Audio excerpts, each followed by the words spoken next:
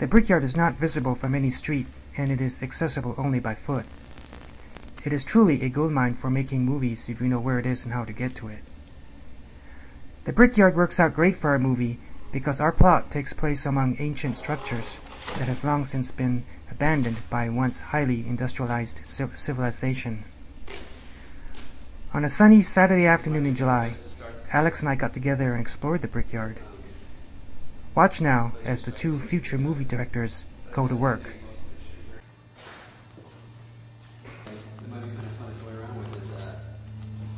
Like a lightsaber dagger, you know? Because they've always had the swords. They never really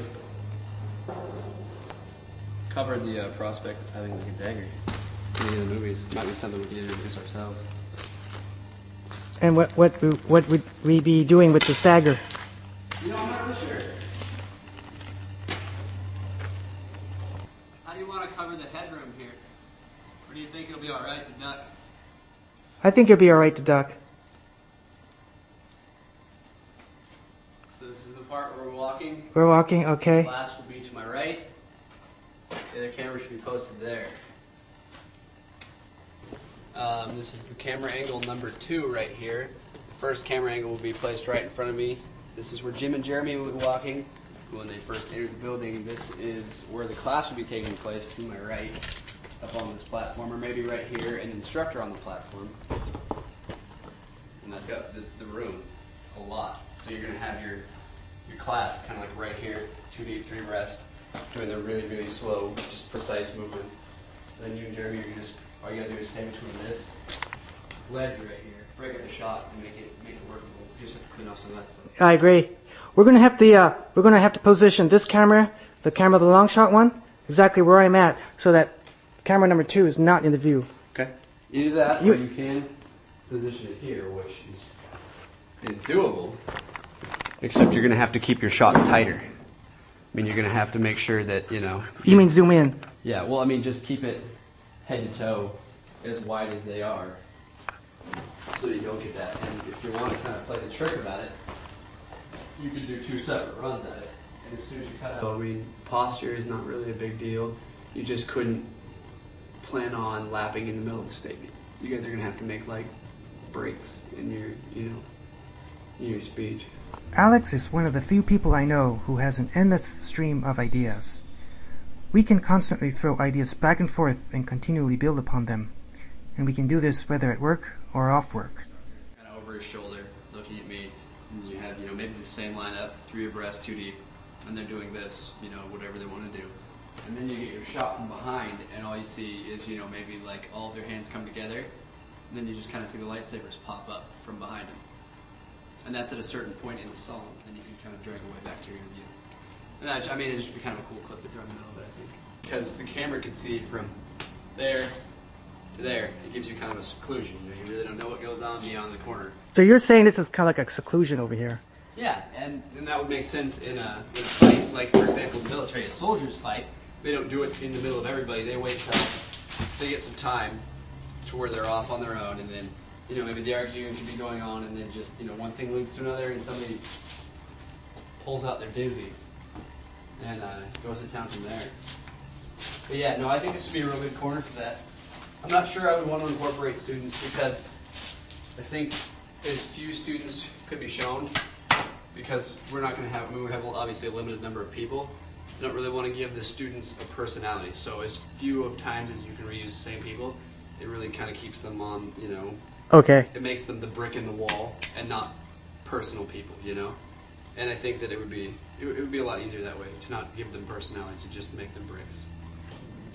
Okay, this room right here, lots to work with. We've got 2 solid walls, can be used for bouncing off of. Obviously, there's a couple of split levels, which could be used for maybe tripping. There's little random objects maybe could be used for throwing. Loose boards, you even have somewhat of a doorway and verandas of a door, which could be used in some manner. You have a little bit of area right back here that, could be used for maybe just a little escape from the corner. You're going to have to stay within this wall, maybe allow yourself in this cubby. Definitely stay behind these bricks right here. And you're probably going to have till about this right here. We'll call that pretty much the baseline that you do not cross, just because you don't want to lead on to where they're coming from, because you don't want to give them too much of a blueprint of your surroundings, simply to kind of keep it, you know, kind of hide the size of the place. I mean, it's huge, but you can make it feel huger. I mean, you just update it. And we're going to need tools to clear the bushes. Remember the loppers, and remember to get a machete. Check. All right, at what point do you want to, where do you think, what's your impression of stabbing Brad? Truly, this meets my imagination almost to a T. Brad, maybe his lightsaber falls away somehow or another. And this actually I was thinking about would be a good place maybe to bring the dagger that I was talking about earlier in, is if Brad was to fall down and maybe reach for the lightsaber. I get his lightsaber out, and then I pull out my light dagger, and, you know, I'm on top of him, obviously, laying, and just kind of reach for my secret. Stick it in him.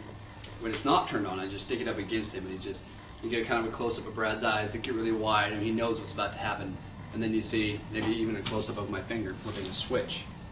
And then you back it up and you see the dagger, maybe it's this long, maybe it's this long, whatever, coming out of Brad. And that would take place right here. What's going to happen to your own lightsaber?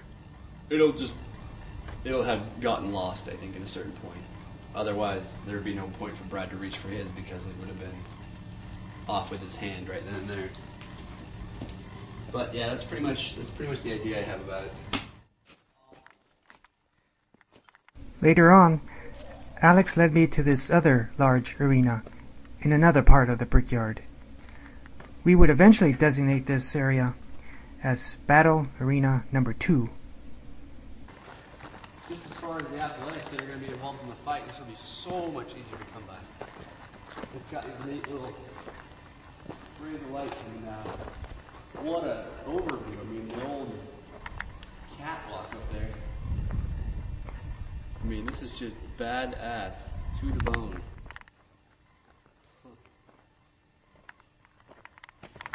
Yeah. This definitely has to be incorporated somewhere. It looks like there's something there, but that's proof that there was life and a use, and it gives it just a cool element, I think.